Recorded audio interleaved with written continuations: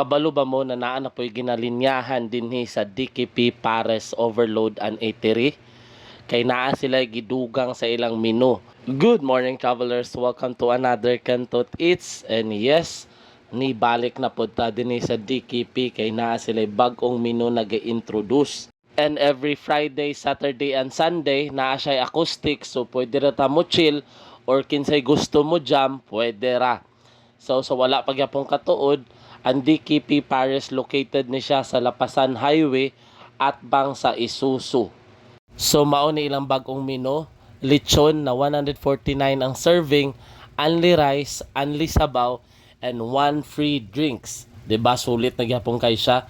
And available pagyapon to ilang Pares Overload, fried chicken and chicken inasal na only rice, only sabaw, and 1 free drinks gyapon. So hangtod sa sunod na Kantot Eats, kita kits travelers.